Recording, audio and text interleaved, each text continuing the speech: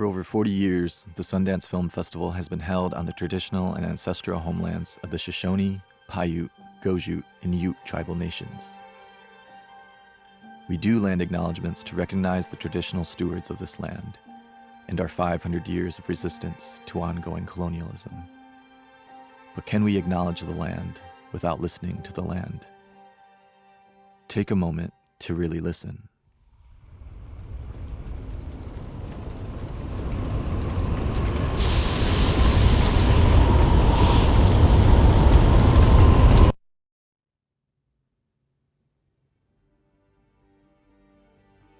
From the Ute to the Wet'suwet'en, from the Anishinaabe to the Kingdom of Hawaii, indigenous nations all over the world understand that the land does not belong to us. We belong to the land, and we continue to fight for her. Let this land acknowledgement move you beyond symbolic recognition.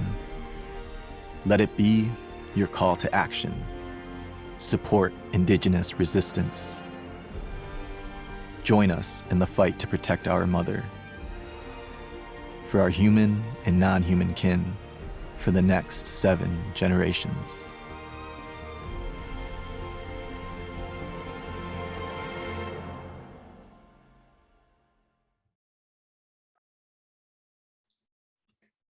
Hey everyone, welcome to the Art of Editing celebration. It's so great to be here, even if we're on Zoom with all of you, we're all together. I'm Michelle Satter. I'm the founding Senior Director of Artist Programs. I'm a Caucasian woman with blonde, brown hair, mostly brown, that's chin length, blue eyes, black framed glasses, wearing a black and light pink striped sweater with a background of a green wall and painting of the California coastline. I'm in Los Angeles in my living room, speaking from Tongva and Chumash tribal native land. On behalf of my colleagues at Sundance Institute, we offer our huge congratulations to the editors of all the remarkable films in this year's festival. We are inspired by the breadth and depth of the films and honored to gather today to celebrate your incredible creativity, passion, endurance, and your commitment to the films you edited. Sundance holds a sacred space for editors as artists and collaborators with equal voice in the editing room. You make the seeming impossible possible by bringing your craft, your imagination, and your bold creativity to the art of editing. This event was created to spotlight you as storytellers and also to highlight the essential role of mentorship in editing.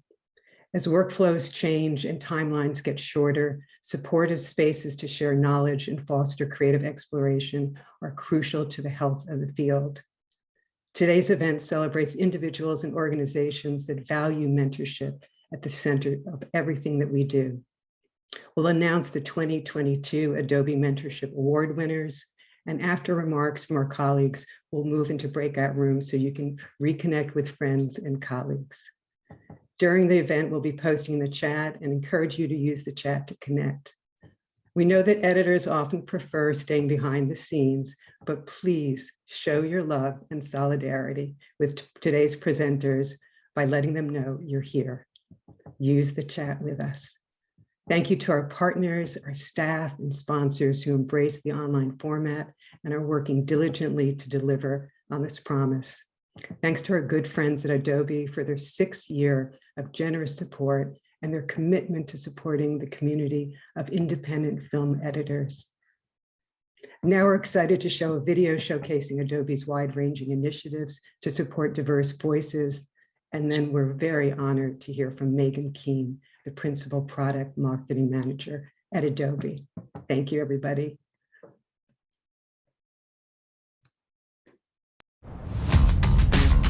It's an absolute honor to get into Sundance. There's no other way of saying it. If you're finishing a film and you're saying, oh, we don't care about Sundance, of course everyone does. It's like the gold standard. It just feels really special and you've become part of this Sundance family. When you get in, you are really excited because it matters. The aesthetic of the whole film was kind of set by working in Premiere and the whole Creative Cloud suite. We had just over 6,000 archival assets. We did all kinds of animations. We were able to flip between Photoshop and After Effects. It was such a powerful tool for us. The flexibility that it was able to offer us and the creativity, it was amazing. I feel most comfortable in Premiere. It's less bureaucratic than other softwares. Anything we can think of is literally like a few clicks away. We decided to use Premiere Pro because that's what I've always used. I feel like sometimes Premiere is my right arm. You know, now we are one. When the pandemic hit, we barely felt the interruption when we went home. I actually was editing alone in my apartment the entire time. Everything was done remotely. The productions feature is a huge step forward for remote collaboration. Regardless of where you are in the world, you don't need everybody in the same place. I had an assistant working remotely as well. We were able to share projects, media, and it was seamless, thanks to the whole Creative Cloud suite. I love editing. It has really expanded my perspective on the world. If you can inspire people to act or think differently, what better way is there to make a living?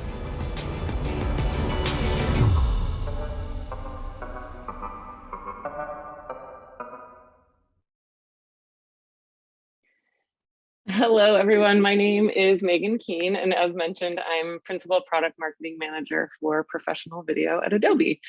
My pronouns are she, her. I have long brown hair with bangs, light complexion, and I'm wearing a cobalt blue sweater. I am joining you from the unceded lands of the Miwok people in Marin County, California. I'm honored and excited to welcome you to the Sundance Art of Editing Luncheon, celebrating you, the editors, and the incredible work you do. As longtime sponsors of the Sundance Film Festival, we at Adobe know that this year's festival is not at all the one that we were all expecting. While we were not able to gather together in person this year, we continue to feel pride to be part of a festival that stands as a beacon of creative celebration and empowers such a diverse set of creators and filmmakers to tell their stories. At the core of everything we do at Adobe is the belief in creativity for all. And we're inspired to see Sundance embody this ethos year after year. A majority of the projects at this year's festival were edited on Premiere Pro, I'm proud to say, and the Creative Cloud suite. And we are so honored that our tools continue to help bring your stories to life. We're also excited to bring a new member of the Adobe family along with us this year, Frame.io, which has helped many of you create and collaborate with one another from across the globe.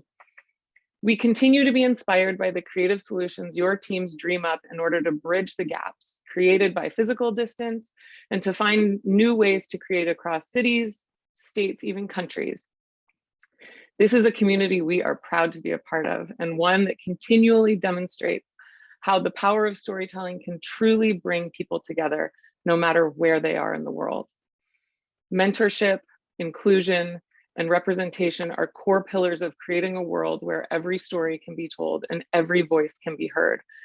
We're proud to be partnering again with the Sundance Institute for the Sundance Ignite Fellowship and the Mentorship Awards, which help amplify the next generation of creators and storytellers. At Adobe, we are committed to empowering and uplifting every creative with a story to tell, and want to thank you for your craft and for sharing your stories. We look forward to continuing to celebrate your work, and we can't wait to see what stories you'll bring to life next. We have a number of team members from both Adobe and Frame.io here today, so look out for them in the chat pods and in the breakout rooms. I will also share my direct contact information as well, so please don't ever hesitate to reach out. Now it's my distinct pleasure to introduce Director of the Sundance Documentary Film Program and Artist Programs, Carrie Lozano. Thanks so much. Thank you so much, Megan. We're neighbors in Northern California. And thank you to Adobe for all of your support. I'm Carrie Lozano, Director of the Documentary Film and Artist Programs. I'm a Latina woman with brown hair pulled back, glasses, and a Sundance Film Festival poster in the background. And I'm joining you from Ohlone land. I'm also hoping that my voice holds up, so bear with me. I'm so happy to see all of you, to see literally hundreds of you here and so many of you that I haven't seen in so long. So thanks for being here. I'm also so happy to just celebrate all of the editors in this year's festival. Congratulations. It has been amazing to watch the receptions of your films and to catch some films myself, which I think is the silver lining. So thank you, thank you. And we just, again, want to extend our thanks to Adobe for their continued support and commitment to Sundance and to our Adobe Mentorship Award. The award recognizes one fiction and one nonfiction mid-career editor who are exemplars of mentorship, which we believe is an essential element of the art and craft of editing. This year, we are thrilled to recognize Dody Dorn and Toby Shimin. Dody and Toby have generously uplifted a generation of editors and peers alongside them. They have worked tirelessly to foster collaborative, inclusive, and supportive environments in their edit rooms. And I can't watch, but I'm assuming the chat is blowing up. And so I'm excited to go and look at that. This award was created to really underscore and elevate the deep value of mentorship and why it's so crucial to building a foundation for a healthy and thriving industry. Strong mentors are inspiring team leaders who create open, collaborative, and safe environments for everyone on their team. Outside of the edit room, mentors contribute to the career development of emerging editors by sharing knowledge, contacts, and career guidance. Experienced editors who model leadership and share their time and expertise to champion emerging, authentic voices deserve recognition. And we're delighted to take this moment to do just that. What makes this award especially meaningful is that recipients are chosen from a pool of nominations submitted by their peers. We were humbled and deeply moved by the nominations we received. All the letters we received make clear that the editing community is filled with generous, talented, and fierce artists.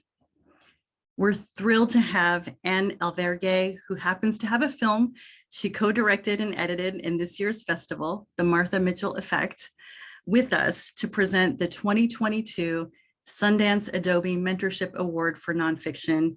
Please give a warm Zoom welcome to Anne Alvergue. Thank you, Carrie, and thank you, Kristen, and the rest of the Adobe Mentorship team.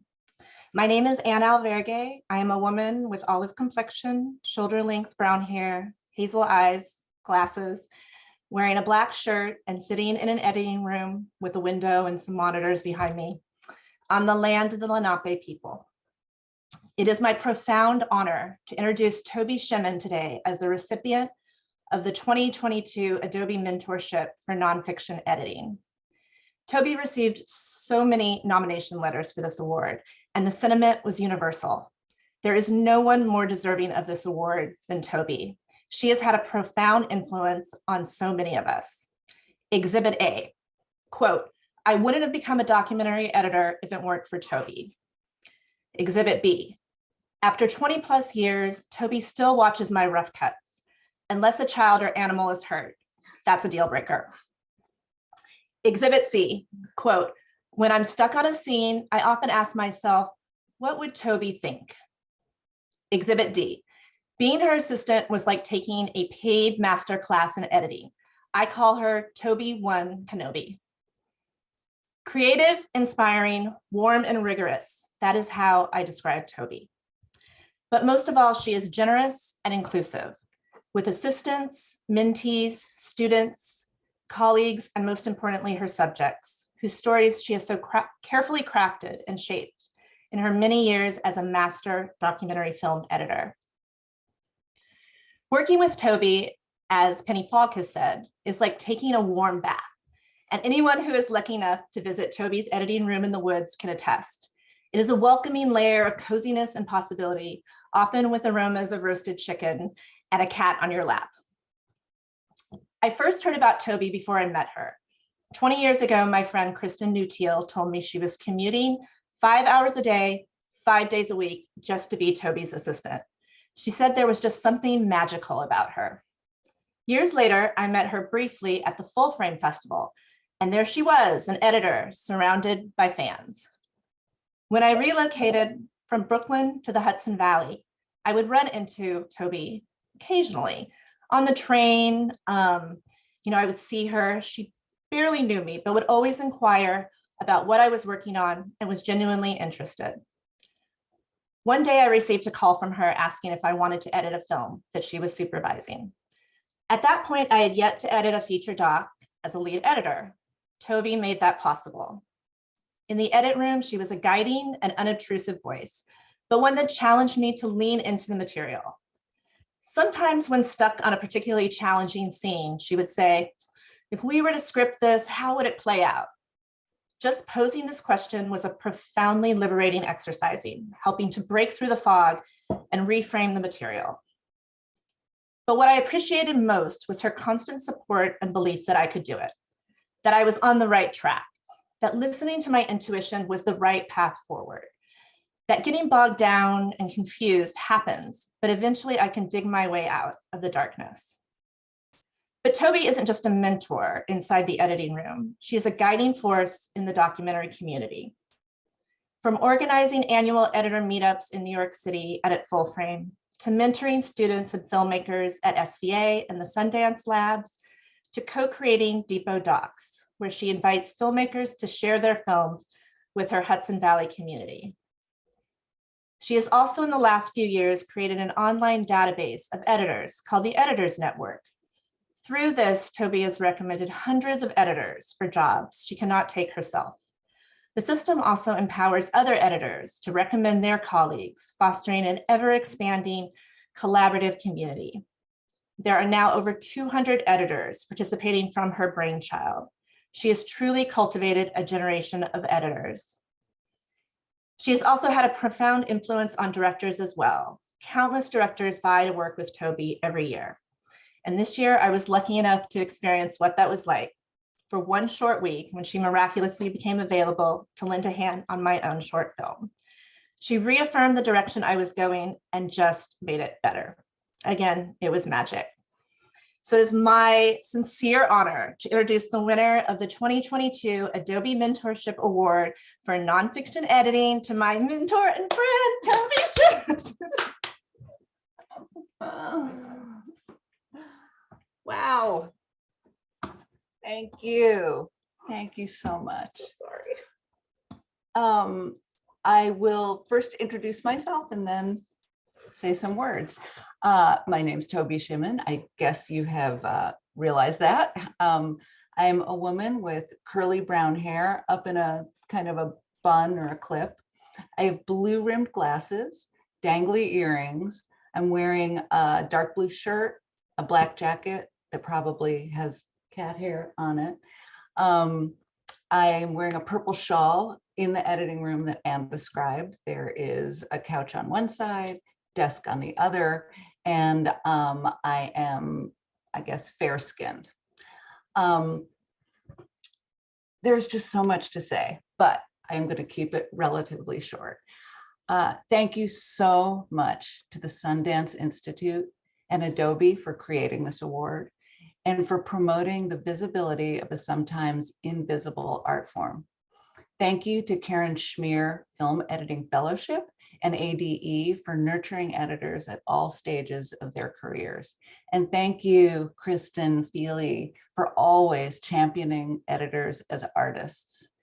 And a profound thank you to my peers and colleagues for nominating me for this year's Mentorship Award, and to Anne Alvergue for presenting it to me. Thank you. And huge congratulations to all the editors, associate editors, and assistant editors who have films at this year's festival.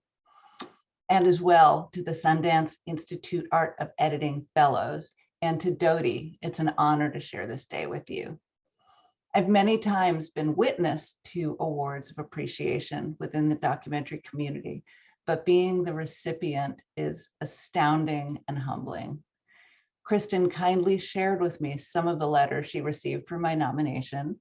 And while I was definitely overwhelmed and overcome, I literally cried at each one. I also feel like I've been hugged by an entire community.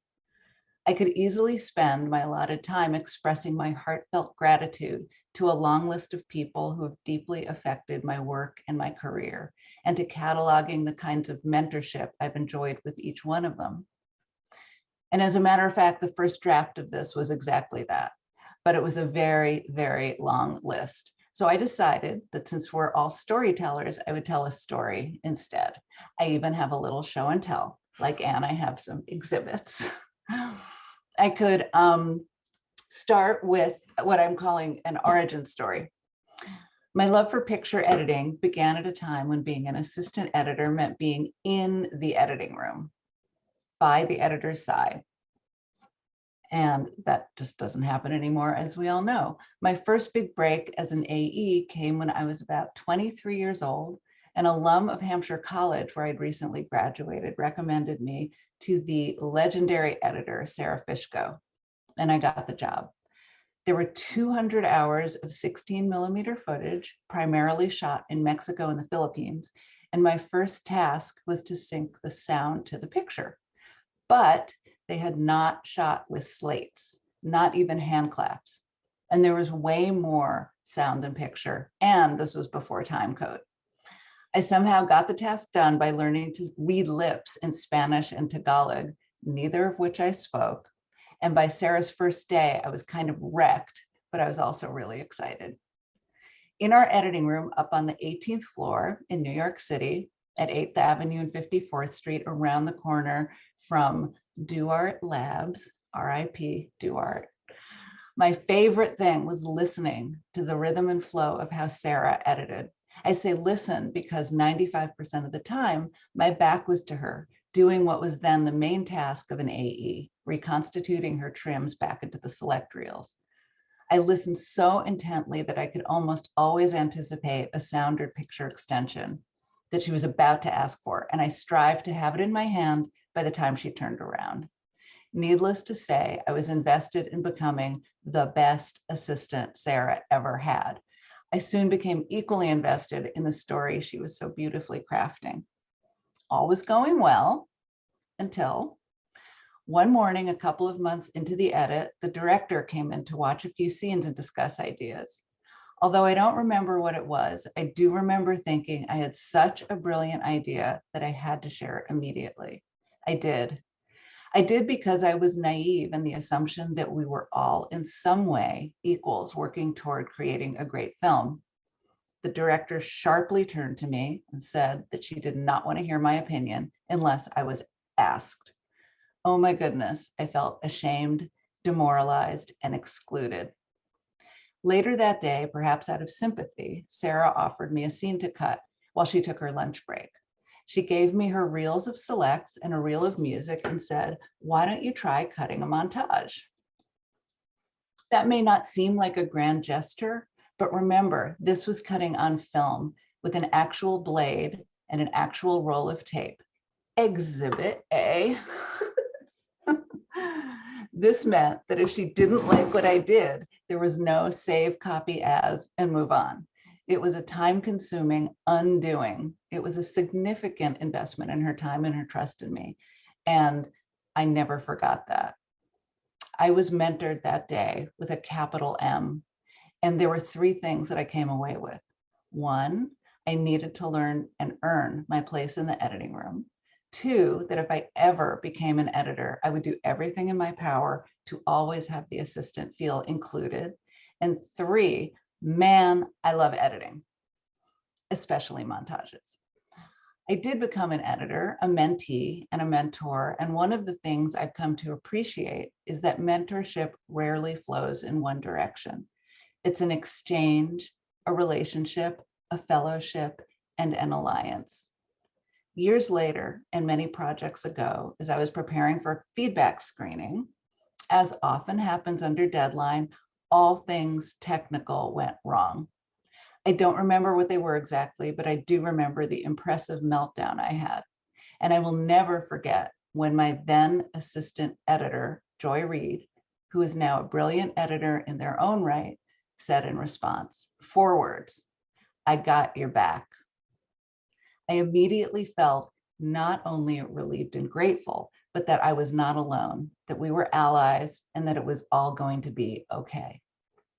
And I have exhibit B. This is a backup drive that Joy made me after we got through the technical mess. And I don't know if you can see it, but it says, I got your back. No, it says, got your back. And there are some hearts. And I still have it and love it. It was a small moment, but an enormous feeling. And in it, I recognized the power of being fully supported within the creative process. That moment has never left me, and it's something I strive to bring forward to the documentary community. I think the alliances and mentorship can come in many different shapes and forms. It can be brainstorming ideas with a student. It can be venting on ADE's vent channel. Thank you so much for that vent channel. It might be asking my AE in the moment, is this moment funny or am I making fun of a character? It might be passing up on a job that I don't think I'm a good fit for, but referring it to a group of other editors who could be a great match. It might be sharing a rough cut with colleagues and receiving sometimes brutal feedback, or it might be giving brutal feedback. But without fail, the fruits of mentorship become integrated in us, and we emerge with our own unique voices as storytellers. One of my favorite things about the editing community is the generosity, both practical and emotional, of this collective. Whether it's expressed in ye old in-person gatherings, or inside a theater and the explosive cheers when the editor's credit comes up, or in a sea of condolences and commiserations when our films don't get into Sundance, or in workshops, labs, and feedback sessions. There is always the warm embrace of editors wanting their fellow editors to flourish. Of course, there's also a degree of competition, but what ultimately surfaces in this community of ours is the maxim, a rising tide lifts all boats. I love and cherish this quality, and it makes me feel like the career I fell in love with many years ago is akin to being welcomed into a family of artists, visionaries, mensches, and friends. P.S. In an additional note of appreciation, I'm well aware that this award is usually designated for mid-career editors. Instead of thinking that an exception was made in my case, I choose to believe that I may still be happily editing documentaries when I'm 100 years old. Thank you. Thank you so much, Toby. We're just going to let the love stream in the chat for a little bit, and want to wish you congratulations again. Thank you. We're going to send you this chat. There is so much love. And so just to take a beat, I am Kristen Feely, the Deputy Director of the Documentary Film Program. I am a Caucasian woman with curlyish, brownish, blondish hair, wearing a black shirt and sitting in my office, though my background is a view of the Egyptian theater, because today my heart is in the ancestral lands of the Goshute, Paiute, and Ute people, which is also home to the Sundance Film Festival. Hello, everyone. My name is Elise McKimmey. I am a Caucasian woman with light complexion and freckles. I have shoulder-length dark brown hair. I'm wearing a striped sweater, and my background is an image of Elk Meadow, the Sundance Resort in Utah. But I am actually zooming in from the lands of the Tongva, Kizh, Fernandeño Tataviam, and Chumash people, also known as Sherman Oaks, California. This is always one of my favorite festival moments each year, and I am thrilled to be with this community today. And I'm here to talk about the Sally Menke Memorial Editing Fellowship. As many of you know, Sally was an editor of remarkable skill and creativity. She brought unique insight, inventiveness, and a deep understanding of story to all of her work, which included her longtime collaboration with Quentin Tarantino on the films Reservoir Dogs, Pulp Fiction, Jackie Brown, Kill Bill Volumes 1 and 2, and Inglourious Bastards, as well as Oliver Stone's Heaven and Earth, Ole Bornedal's Night Watch, and Billy Bob Thornton's All the Pretty Horses, just to name a few. Beyond her brilliance as an editor, Sally was a generous and vibrant person who deeply understood the value of mentorship, and she served as an advocate and an inspiration for countless emerging editors and filmmakers. During her time as a creative advisor for many summers at Sundance Directors Lab and throughout her life and career. After her passing in 2010, we established this editing fellowship in her memory to support an emerging editor working in the fiction feature space. Menke Fellows receive associate membership in the American Cinema Editors Association and year-round mentorship from 2 working editors of their choosing. And that can include monthly meetings or conversations or opportunities to observe their mentors at work. Menke Fellows also have the opportunity to work with 2 of the directing fellows at our annual Directors Lab when that program is held in person. There is perhaps no better testament to Sally than the family that's been created among the recipients of the fellowship that bears her name. They meet periodically over Zoom, and I can tell you the bonds of that community are strong. And I am delighted to celebrate the newest member of that tribe, the 2021 Sally Menke Memorial Editing Fellow, Susan E. Kim. Susan began her career as an assistant editor on films, including Stanford Prison Experiment and Short Term 12 and American Pastoral, and on the television series Euphoria and Room 104. Her more recent work includes the upcoming Pachinko, an episodic series for Apple TV based on the Min Jin Lee book of the same name, 2 Yellow Lines, an independent feature released in 2021 through Universal Pictures, and she is the co-editor with director Bradley Rust Gray on the feature Blood, which just premiered in U.S. dramatic competition at this year's festival. During her fellowship year, Susan will be working with esteemed mentors and longtime friends of Sundance, Dody Dorn and Afonso Gonçalves. And we are so proud to recognize her as the 2021 Sally Menke Fellow. Just a heads up that we'll be accepting applications for the next year of the fellowship towards the end of February, and with a March 15th application deadline. And the fellowship is open to editors who have served as lead editor on at least 1, but no more than 4 fiction features. So if any of you are interested in learning more, you can email featurefilmprogram@sundance.org for more information on how to apply. Congratulations, Susan. And I just have to say, this is such a beautiful room. You guys are the best. It is so wonderful to be here. And it is my honor to introduce the 2nd year of Nonfiction Art of Editing Fellows. When we paused the Edit and Story Lab in summer 2020, we redirected resources where we felt they were most needed, to our supported artists and partner organizations. We also created a fellowship dedicated to uplifting emerging editors who are passionate about nonfiction cinema. This year's cohort includes experienced assistant editors to associate editors and co-editors who are all in the process of becoming lead editors on feature work. Fellows are provided a year-long mentorship, stipend, workshops, and opportunities for professional development throughout the year. This work is done in partnership with my amazing colleagues, Maria Santos and Andrea Alarcon. We are all delighted to announce here the 2nd cohort of fellows who began their fellowship in September. We encourage you to seek them all out because they are brilliant. The 2021-2022 Art of Editing Fellow cohort includes Stephanie Andreu, Diana DeRoy, Alma Herrera Pazmiño, Julie Gainan, and Luna X. Moita. We want to give a special shout out to Julie Gainan. Her project Instant Life premiered this year in the indie episodic section. So congratulations, Julie. And now, via the magic of video, let's meet all the 2021 Sundance Editing Fellows.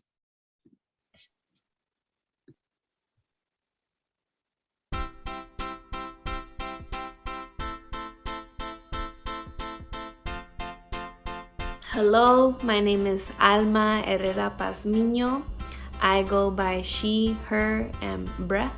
I am a Libra, and I'm currently in Lenapeland, Queens, New York.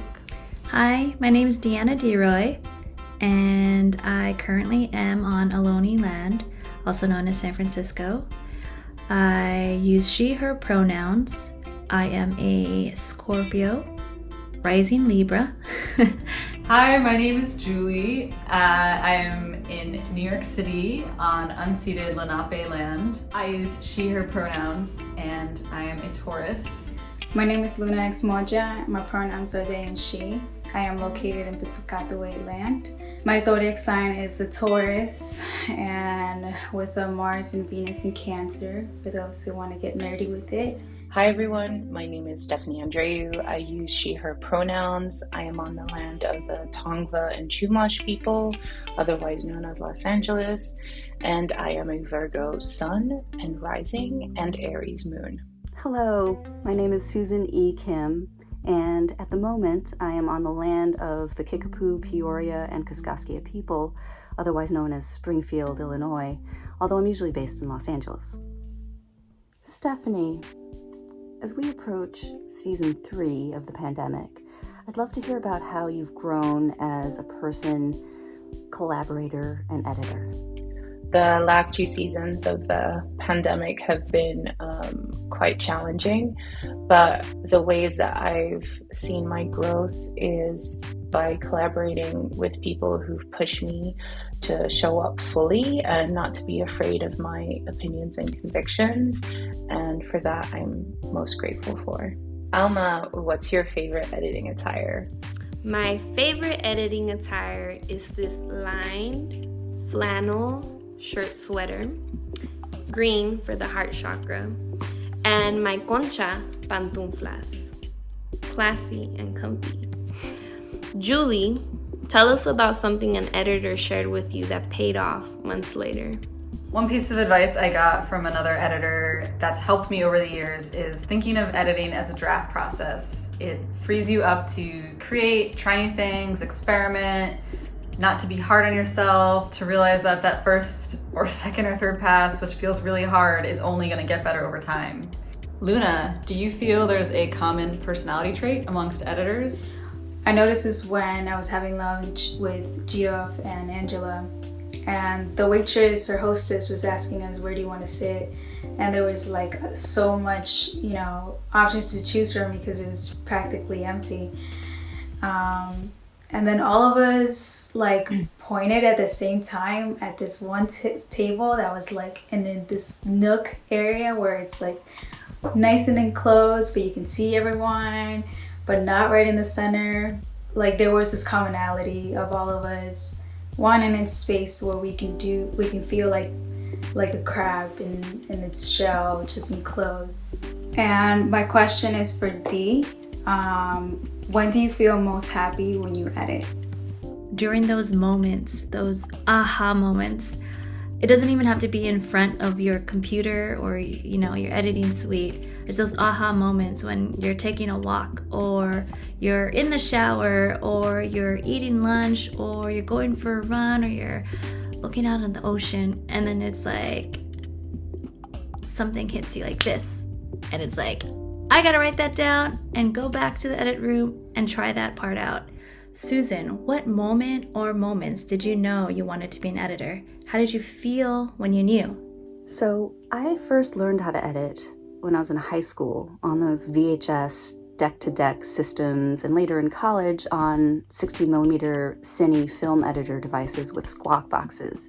And what I loved about it was this satisfaction of cutting frames apart of film and seeing what the effect of those connections would make, seeing the effect of those choices to combine things that had not previously been combined.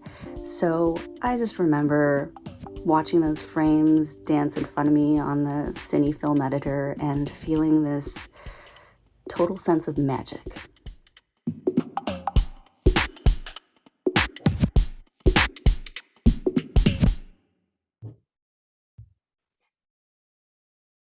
Congratulations again to all of this year's fellows. I hope you are feeling the love in the chat. And thank you for putting together that video on short notice. I know everyone here is grateful to get to be able to know a bit more about you. What an impressive and good looking group, I have to say. Now, without further ado, here to present the 2022 Sundance Adobe Award for Fiction are Anisha Acharya and Susan E. Kim. Take it away, ladies.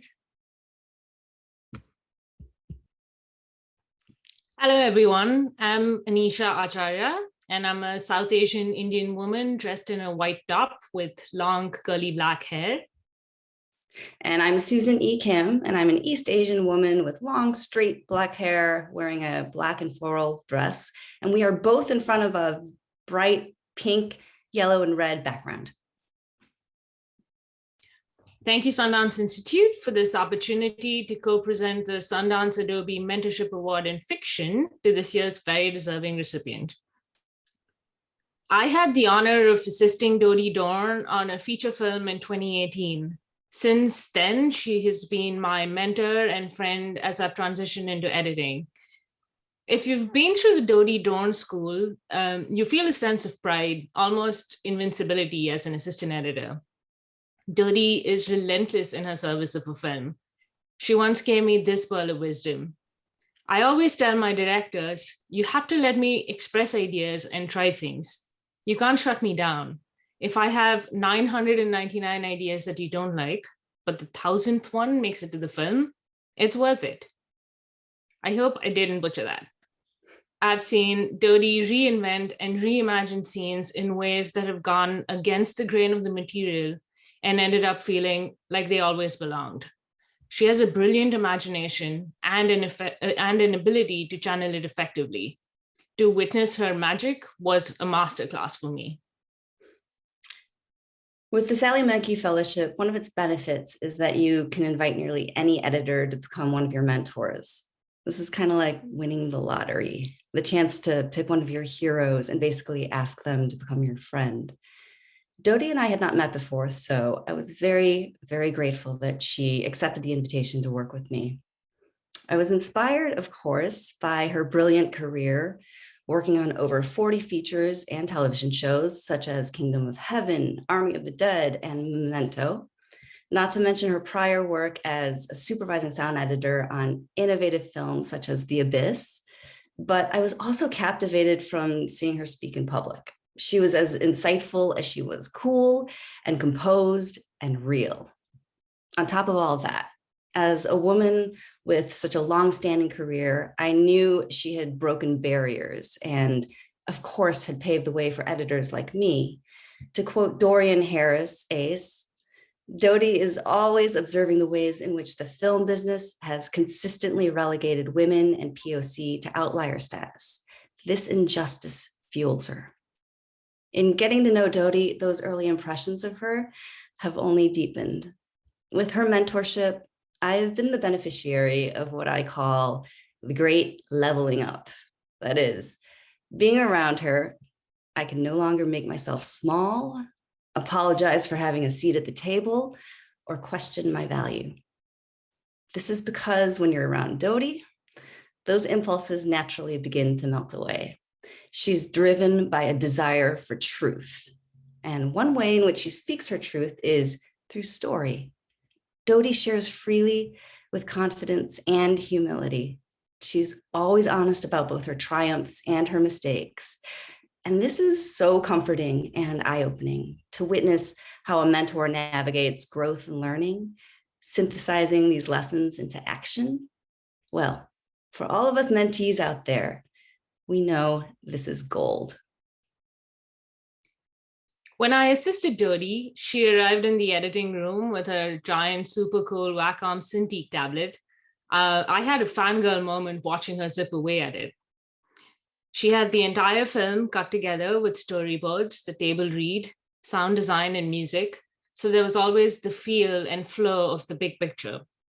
At various stages, we'd watch the film together and discuss it at length, and she would tirelessly try every idea.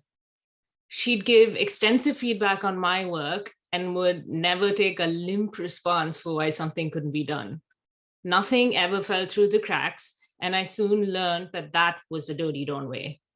Over our lunch chats, I would learn how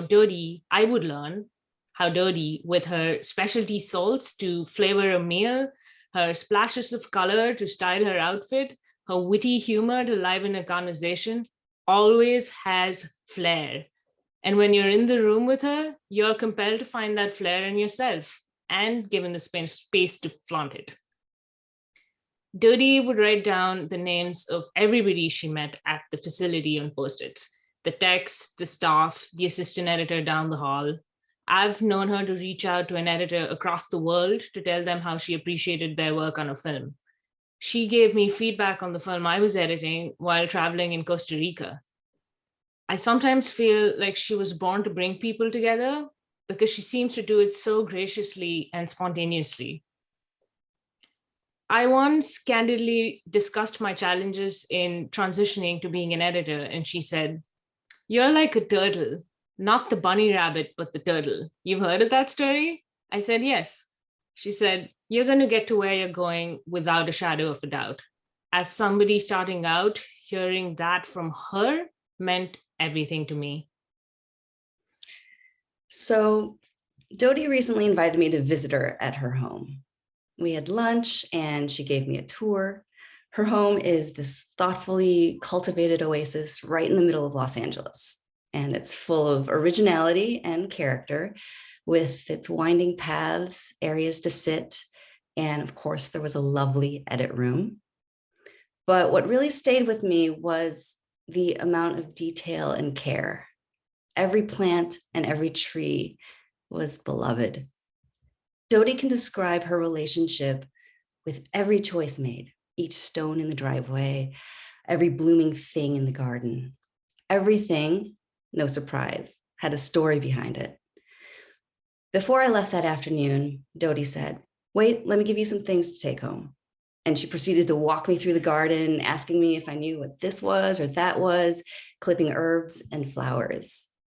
Never before had I experienced a space that so perfectly embodies the gifts, the richness, and the beauty of one's engagement with it.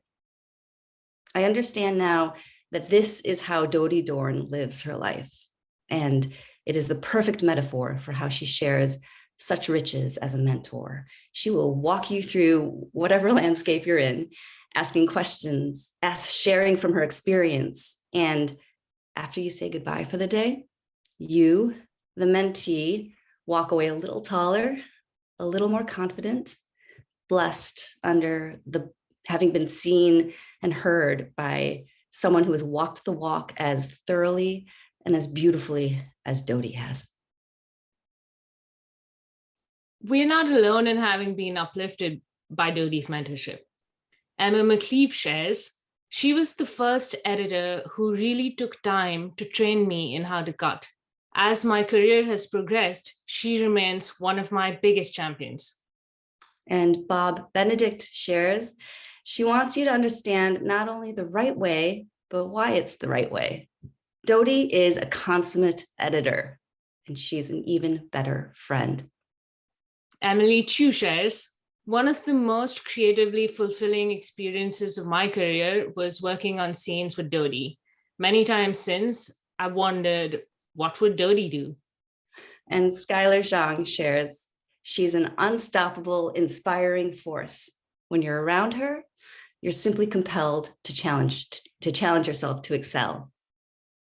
From the bottom of our hearts, thank you, Dody.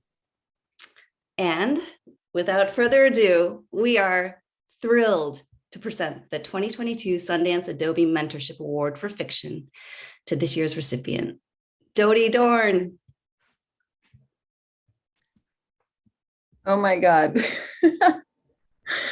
You can try to prepare for this kind of a moment, but I'm telling you right now, it's impossible. So thank you. Wow, I guess I better introduce myself first. I'm Dody Dorn, a woman with white complexion, shoulder length brown and gray hair, wearing a black shirt, sitting in a small apartment that's my editing room at home on the native lands of the Chumash tribe. And this is the room, this is the room that Susan described that she saw when she visited me here. And one of the things I wanted to add to Susan's thing about walking away a little taller is that, and also with some herbs. You're gonna walk away with some herbs and flowers if you come and visit me. Anyway, Anisha, Susan, thank you so much for that amazing introduction. I'm beyond humbled. I'm sick to my stomach just trying to address you all and crying, and it's beautiful. You're the fruit of the effort. And thank you, Sundance and Adobe, for choosing me as the recipient of the Mentorship Award for Fiction. It's an honor, and I'm kind of speechless. I was shocked. Toby, your speech was fantastic. You're obviously deserving of the Mentorship Award for Nonfiction, and big congratulations to you. I wish all 4 of you women could have written my speech. You're amazing. Dorian Harris is out here somewhere, I think, and I want to thank you for nominating me.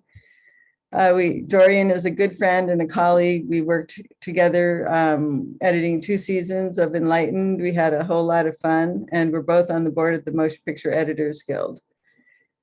This kind of recognition makes you think of the many twists and turns that have led here. I thought back when I first entered the workforce without a film or college degree of any kind, not knowing what I wanted to do other than work. My father had a small shooting stage on Santa Monica Boulevard where they shot B-movies and commercials called Hollywood Stage. I worked there in my last year of high school as a receptionist. The film industry looked like, from where I was sitting, like the sleaziest business in the world, with a lot of casting going on. From that experience, I never wanted to have anything to do with the film industry. All the women in my family were teachers, so I envisioned myself becoming one too. I was going to college part-time, working odd jobs to pay the rent, and quickly lost interest in the motley assortment of jobs. I thought, maybe I should look at the film industry again. I called the former stage manager from Hollywood Stage and asked for advice. He asked me what I wanted to do. I said, I'll do anything. And then he firmly replied, never say you'll do anything. Say you are a fill in the blank. My first mentor. He helped me create a resume as a PA, slightly stretching the truth with some out and out fabrication, lies, sprinkled in the resume. It was good enough to get a job, but it certainly would never happen in today's world of the IMDb. It would never fly. People could check you out, find out you're a liar. Anyway, I made a living as a PA, extra, projectionist, and assistant to the producers. One producer I'd worked for a few times took pity on me, knowing our current project was coming to a close, and he offered me a job as assistant editor for the theatrical version of the TV movie we had just finished. A friend who was an actual assistant editor taught me the basics. I learned the name of every piece of editing equipment down to the screws. The editor, Chris Holmes, in fact, the screw, the friction drag brake, is the screw at the top of the rewind. So the friction drag brake is what you tighten on the rewind to slow down the spinning on the rewind, or loosen it up if you want to go really fast. The editor, Chris Holmes, was surprised to learn that I had never been an assistant editor before and insisted I join the union. The very fact that I could just join the union was kind of amazing to me, but I think that the union at that time had just opened up. So I just went in with an open checkbook and said, I want to join the union. And I know a lot of people struggled to get in the union, but because I had done that job, I had my days and I just went in the union. Why am I telling you all this? Because I didn't actually have a mentor. I didn't have a goal, in fact. I was in survival mode. I'm not the person who always wanted to work in the film industry and be a film editor. I'm in awe of those who did know from an early age. I didn't have role models or encouragement, no understanding that I had choices. But so many breadcrumbs were dropped. I picked them up, learned on the job. I think I'm blushing now.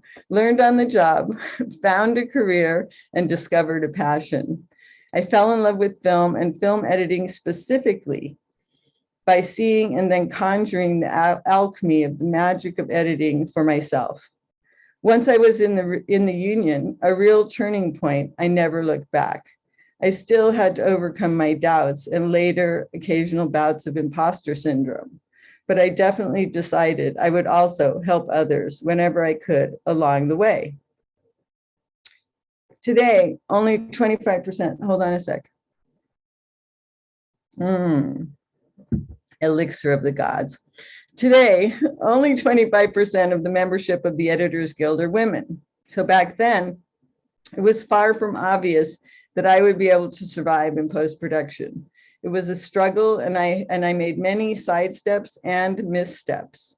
These are the stories and lessons I share with those that are finding their way. In the early days, I brought people on, taught them the skills they needed to do the job.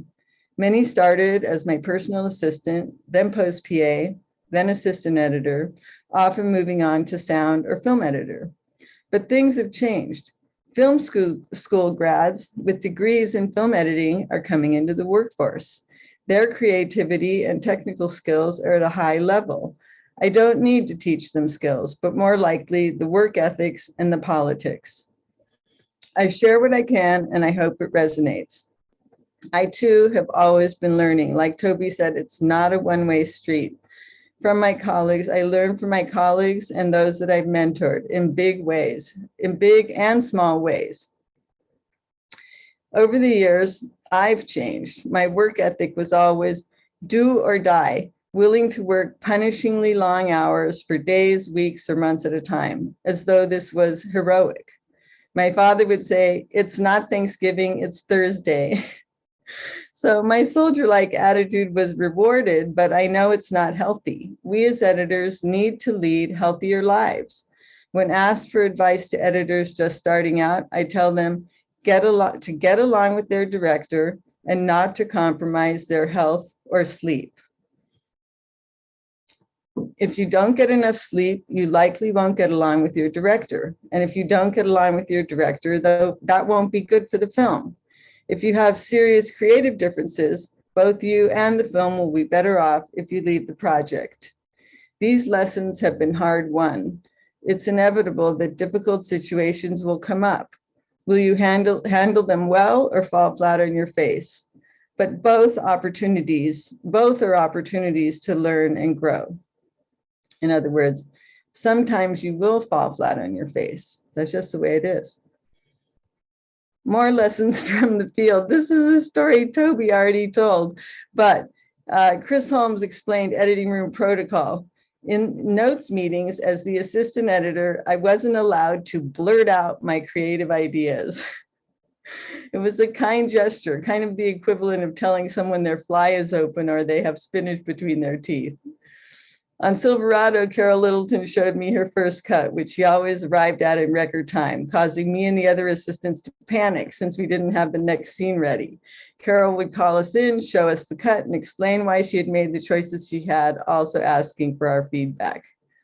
My good friend, Mia Goldman, has helped me through many tricky situations, guiding me how to best handle the politics.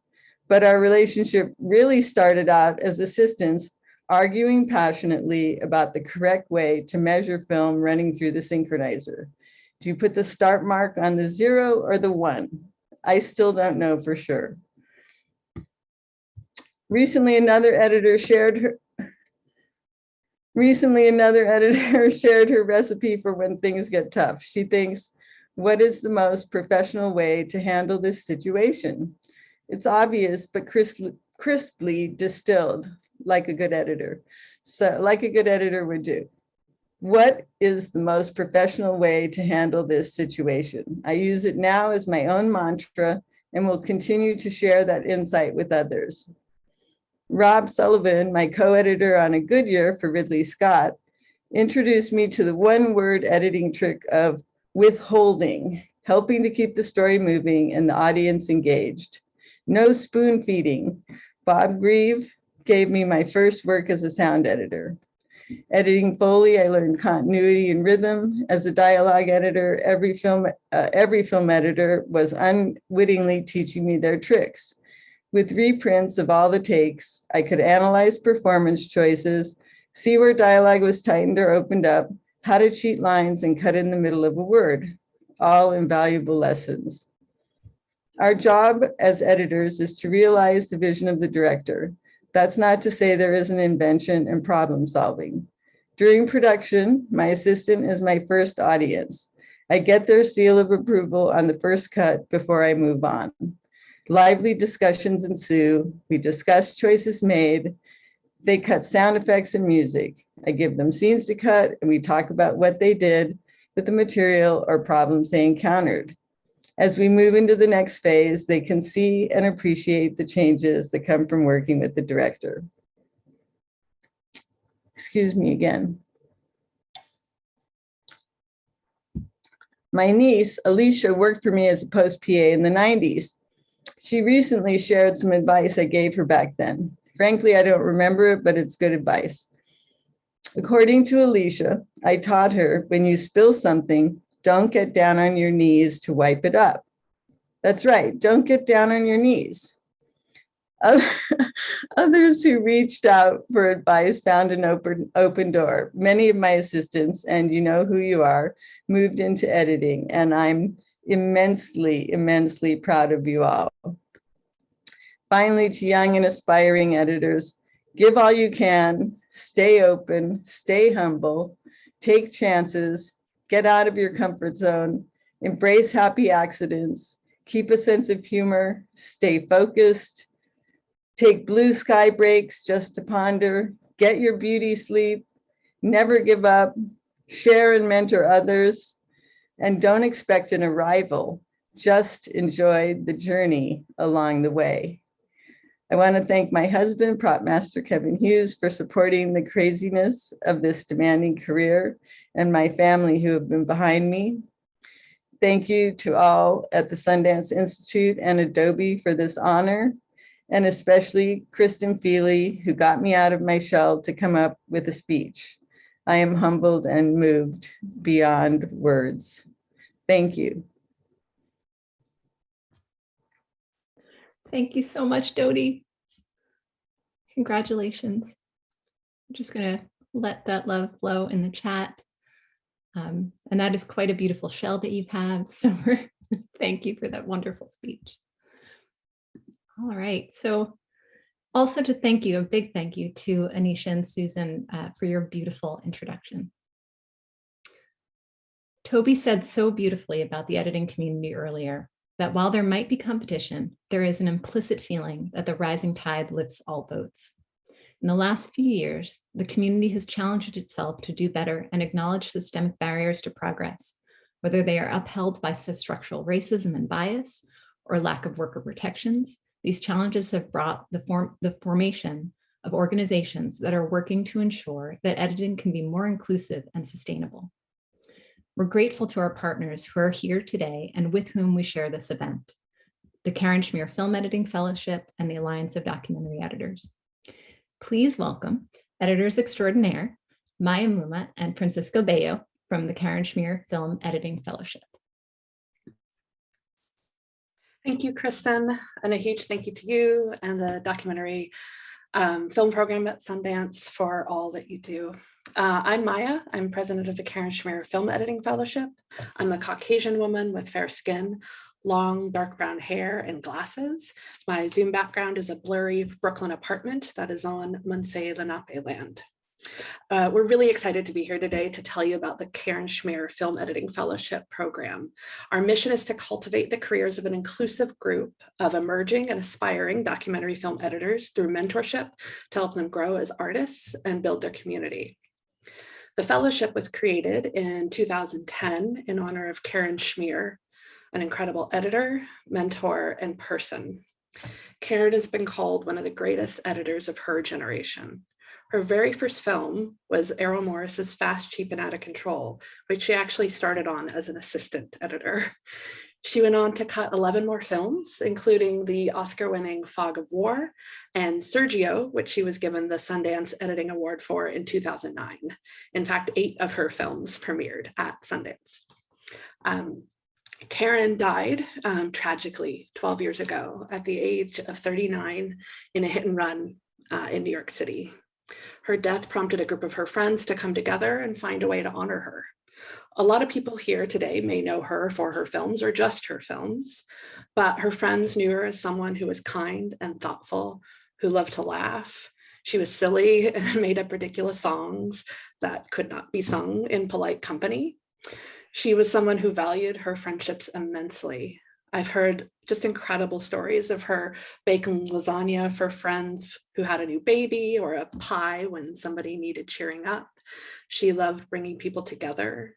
She hosted fantastic dinner parties. She had a legendary or multiple legendary grilled cheese parties. And lives were changed by knowing Karen. She was always really humble about her success as a film editor. She knew how hard it was to make a good film and how hard and lonely the editing process can be. She struggled with doubts, like a lot of us in this room probably do. She also knew the importance of giving assistant and young editors opportunities to learn and grow and contribute. Karen's assistant editor on Sergio, Chet Chabuk, said about his time working with her, "It was a lovely experience. She'd routinely ask me to pop into her room to look at cuts for feedback. She was open to ideas and suggestions and didn't hesitate to give credit where credit was due. She overtly valued and celebrated my contributions that would otherwise fly under the radar. Karen was one of those people who pulled other people up." It was all of these aspects of Karen that came together in the formation of the Karen Schmeer Film Editing Fellowship, which for over a decade has been run by people all volunteering their time to build something that would celebrate and honor Karen's memory. I'll now hand it over to Francisco for an update about the fellowship. Thank you, Maya. Hi, I'm Francisco. I'm in Lenape Land in Queens.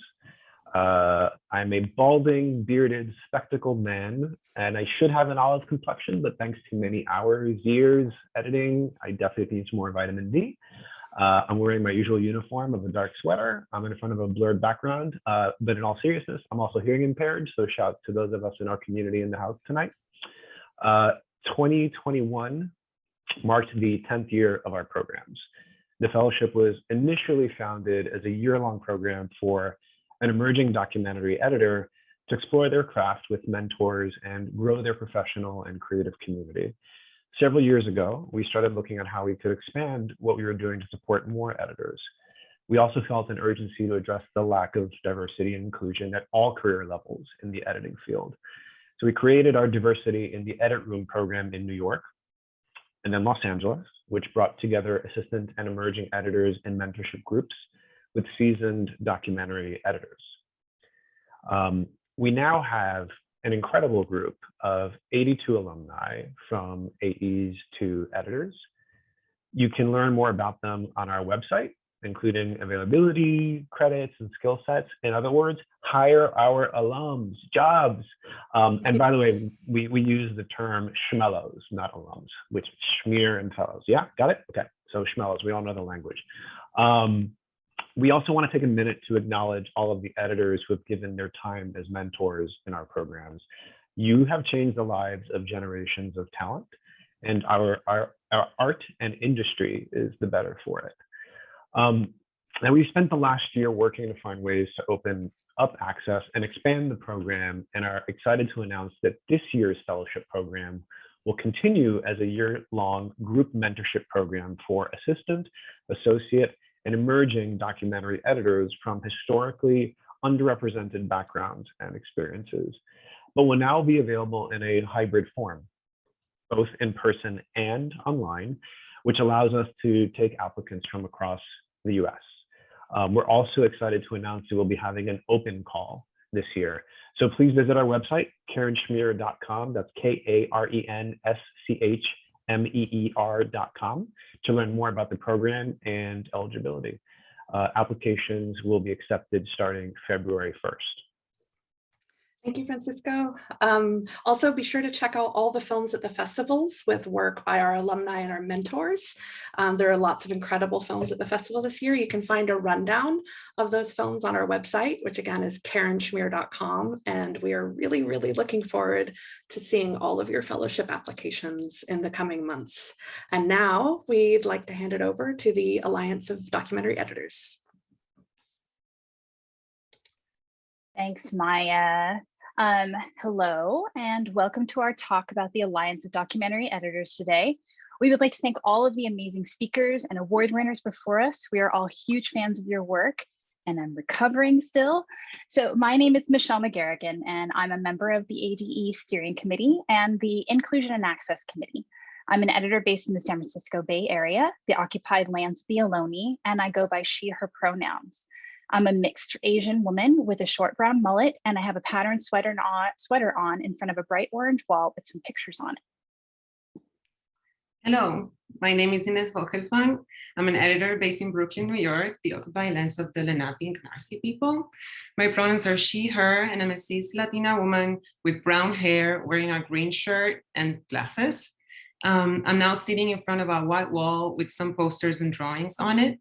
I'm a member of the steering committee of ADE and the Inclusion and Access Committee, and I'm happy to be talking about our association at the Art of Editing event at Sundance.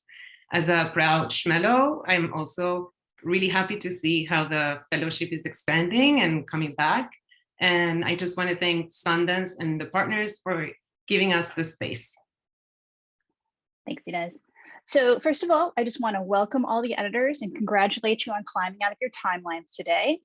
Editing can be a super isolating activity, and I'm glad that you were able to take some time to celebrate the work that you do.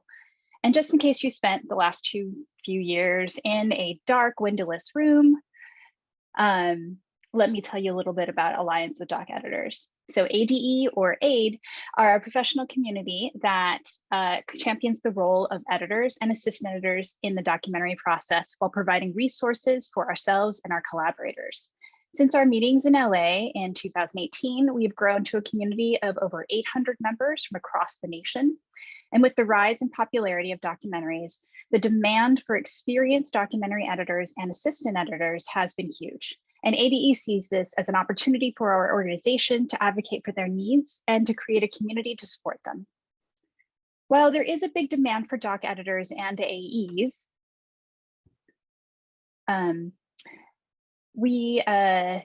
a segment of the original members of ADE noticed a distinct lack of opportunity for underrepresented groups which include people of color, people with disabilities, undocumented and Indigenous individuals, as well as LGBTQIA+ people in our industry. They formed the Inclusion and Access Committee to address that inequity and to promote change within the ADE and in the industry as a whole. Many members of the IA committee participate in other ADE committees like the steering committee to further our mission within ADE and to make sure that underrepresented groups have a voice in all of ADE's initiatives. As a committee, we also create programming and opportunities for our underrepresented members to have a place to talk about their needs and the issues they face in the industry. The IA believes that the only way to grow as a community and move forward is to have conversations about the needs of the doc editing community in a way that reflects all of us. From here, I'll hand it over to Inez, and we'll talk about some of our recent ADE initiatives.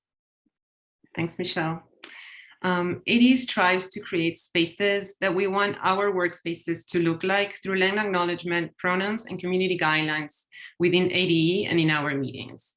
Our Inclusion and Access Committee also recognizes the lack of safe spaces to voice opinions and concerns, and the organization attempts to create those safe spaces by inspiring the community to be respectful of all members. To make a point of this, ADE works at an inward level and an outward level. Inwards, the Inclusion and Access Committee created guidelines for every ADE member to abide by, and an accountability process if the standard of respectful human communications is not met. And the Mentorship Committee created the Shadow Days program.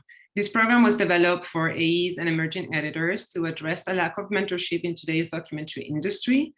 In the age of the pandemic, the Shadow Days has gone virtual, and potential mentees set up Zoom meetings with their mentors, usually starting with an hour slot that can progress to more. Hourly, we focus on equitable work for members in all stages of their careers. All editors and professionals in post start somewhere, and many start as assistant editors. In ADE, we include assistant editors in all of our conversations, understanding that we cannot add more diversity to the edit room without working with those who want to keep growing in their careers. One of ADE's biggest initiatives from last year to address this issue was the BIPOC database and its associate editor proposal to rethink the roles in the edit room. The BIPOC database proposes that a very common path to becoming an editor is by working as an AE, but the promotion from AE to editor usually involves personal connections and networks that disproportionately exclude BIPOC editors. An associate editor role is creative, and this person should be involved in the edit and should work directly with the editor and occasionally with the director, creating selects, doing early scene work, and exchanging creative ideas. The other huge project of ADE that was published this past year was created by our Best Practices Committee. They created the schedule guidelines, an 11-page peer review memorandum that is available online. This is a comprehensive and wonderful document for editors that lays out clearly what a realistic edit schedule looks like, both for features and for episodic documentary. It details why some edits go off the rails while others stay on schedule, and how to create editing environments that work. The schedule guidelines has been endorsed by the Sundance Documentary Institute, the International Documentary Association, and the Documentary Producers Alliance, along with other documentary film industry groups. You can request this document or look it up on ADE's website, allianceofdoceditors.com. We know that editors present in the audience understand why the guidelines are necessary, so we invite our partners, producers, directors, institutions, and broadcasters to continue the conversation with us and share the guidelines far and wide. Michelle, you wanna take it? Sure. So what should we expect from ADE in the future? And since we're a volunteer-run organization full of people with crushing deadlines, I give you no fixed dates, just ideas. So the steering committee is working hard to get us our 501c6 status so we can increase our budgets and open up more program possibilities. The Documentary Editor Recognition Committee, or DERC for short, is lobbying for greater public acknowledgement and celebration and contributions of documentary editors through education, awards, accolades, and future partnerships with film festivals and other organizations. The IA is continuing our mission to represent the underrepresented editors and assistant editors in our community through discussions and initiatives designed to strengthen their voices in the industry. We want to say a huge congrats to all the ADE members who worked on films at Sundance this year, and to those who are being honored during this celebration. Well deserved, everyone. And if you aren't an ADE member, but you are a documentary editor or an AE or somebody trying to break in, check out the link in the chat to see if you want to join us. And if you're part of an organization that is interested in partnering with us, you can reach out to us via our email, which is also in the chat. So you can also join us after the event. We'll have a special breakout room just for ADE, and you can meet other ADE members or ask any questions that you might have. And finally, from all of us at ADE, thank you for giving us the time to talk about the work that we have accomplished and our hopes for the future. Also a huge thank you to Sundance and the awesome Kristen Feely for being a great partner since the beginning. Thank you. Thank you.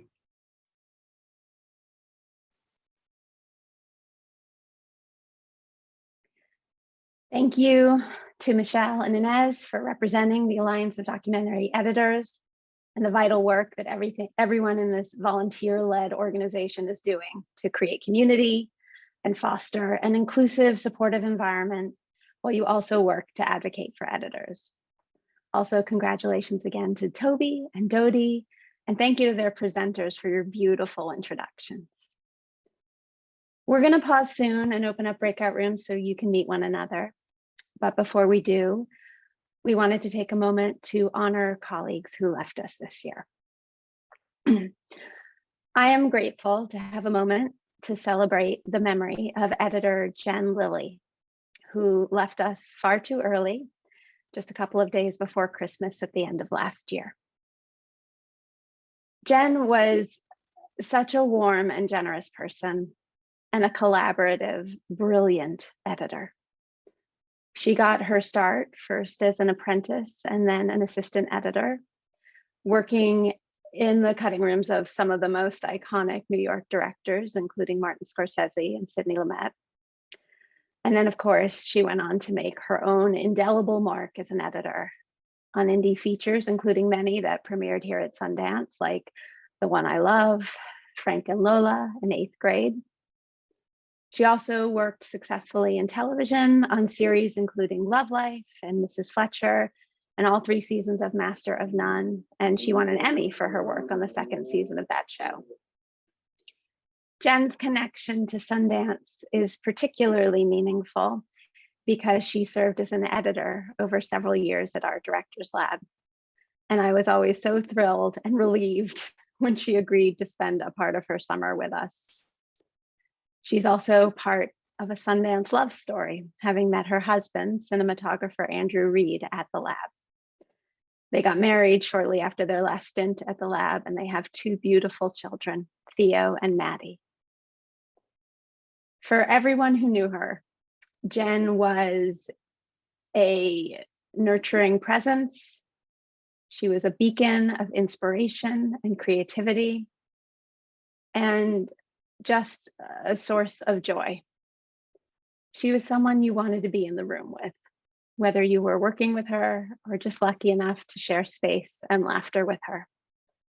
And we will remember her with love always.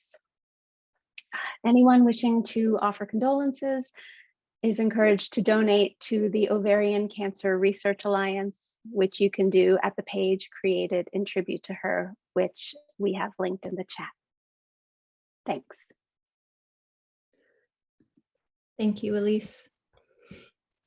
The documentary community also lost a bright light in June. Editor Louis Erskine passed away, leaving behind his partner Ann Pogue, son Kaita Omwale Erskine, and an interconnected community of extended family, friends, and cherished colleagues, including many mentees who are themselves now award-winning editors. Louis's incredible body of work is wide-ranging. His films confronted and significantly contributed to the story of the American experience. He was a master editor who told stories about Black life that centered on beauty, complexity, and often joy. His work was infused with his spirit, which for anyone lucky enough to know or work with him can attest, was beautiful. He loved music. He loved to dance, and he sought out joy. As his friend Carol Deisinger noted, he also savored things. He was a savorer. And he made time for people, which in a business informed by hierarchy meant a lot to many of us. When he made time for you, he always met you where you were. He touched so many people, and we miss our friend. For many years, Louis was a beloved advisor at the Sundance Edit and Story Lab, as well as the Firelight Labs and BPM programs. If you didn't know him or his work, you might have heard a call he made at this very event in 2017. He made a speech that rippled in our community, creating a crack where light has come in. On the day of his passing, the BIPOC Doc Editors Database was launched, an effort informed by his work and one that honors his legacy. So to honor Louis here at this event, I'll leave you with his request. He said, I need you to look for every opportunity to make genuine change. Examine your privilege. Question it constantly. Constantly question it.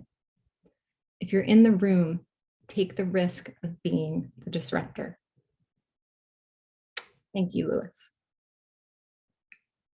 So in closing, I want to thank our great partners at Adobe for their support, to the award winners and presenters, our community partners, and my Sundance colleagues, Elise McKimmey, Andrea Alarcon, Maria Santos, Kelly Call, Margaret Bedikian, Cassidy McCurry, and our patient tech lead, Whitney Miller and Marcus.